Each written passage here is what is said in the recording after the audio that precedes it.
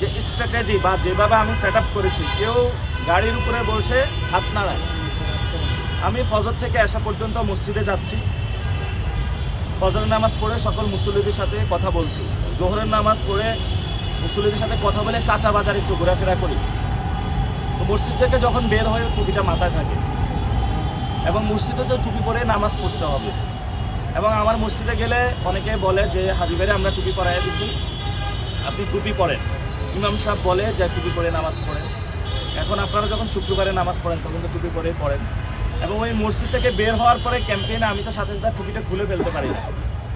তো এটা নির্বাচনী টুপি না, এটা হলো হাদিবের যে ক্যাম্পেইন স্ট্র্যাটেজি, মসজিদ ভিত্তিক ক্যাম্পেইন। আমি ওটাতে গিয়েছি এবং সবাই বলছে ওই ক্যাম্পেইনটাতে যাওয়ার জন্য। এবং আমার অনেক হাদিবের বক্তবৃন্দের সাথে দেখা হচ্ছে, কথা হচ্ছে, ওনার বিচার চাচ্ছে, আমরাও বলতেছি, ওনার ফ্যামিলির জন্য দোয়া করতেছি, ইনকিলাব মঞ্চের জন্য আমরা সবার সহযোগিতা চাচ্ছি যাতে আমরা তাদেরকে রক্ষা করতে পারি। এবং সাথে সাথে হাদি ভাই যে ইনসাফের রাজনীতির কথা বলেছেন, সেই ইনসাফের রাজনীতি আমরা প্রতিষ্ঠা করতে পারি।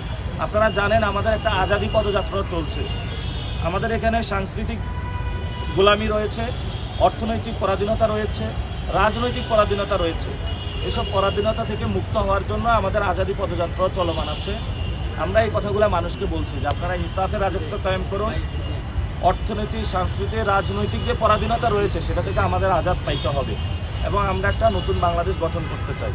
এবং আমরা সবাইকে বলে দিতে চাই, আমরা আগামী সংসদে, আমি যদি ঢাকা ৮বাসী আমাকে নির্বাচিত করে, সংসদে গিয়ে সকল চাঁদাবাজ এবং দুর্নীতিবাজদের আমরা গুম হারাম করে দিব। এবং সংসদে যাওয়ার আগেও আমরা সকল যারা চাঁদাবাজ, দুর্নীতিবাজ তাদের গুমও ইনশাল্লাহ হারাম করে দিব, পরেও দিব। এখন অনেকে বলে ভাই আমি ভালো, যেটা শেখ হাসিনার সময় ছিল যে সবাই খারাপ, শেখ হাসিনা ভালো। এই যে পল্টনের বিভিন্ন হোটেল মালিকরা ফোন দিচ্ছে, ভাই আমার হোটেল দখল করে ব্যবসা করতেছে, তো ওই মানুষগুলো কি ভূতে এগুলো ব্যবসা করতেছে?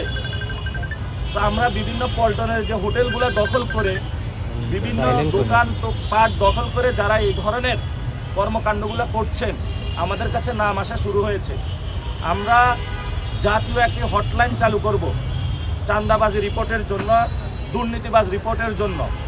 এবং আমরা একটি ওয়েবসাইটও বলবো চাঁদাবাজ.com, যেটার মাধ্যমে বিভিন্ন জায়গায় যেখানে হলো চাঁদাবাজি করে যারা, দুর্নীতি করে যারা, ওই ডকুমেন্টস দিয়ে, প্রমাণ দিয়ে ওইখানে হলো আপনারা ইনপুট দিতে পারবেন, এভিডেন্সগুলো দিতে পারবেন। আমরা তাদের নাম পরিচয় গোপন রাখবো। অতি সত্তরে ইনশাল্লাহ আমরা জাতীয় হটলাইন এবং চাঁদাবাজ.com আমরা দ্রুতই ওপেন করব।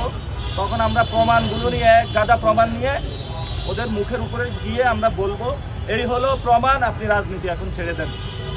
ঠিক আছে।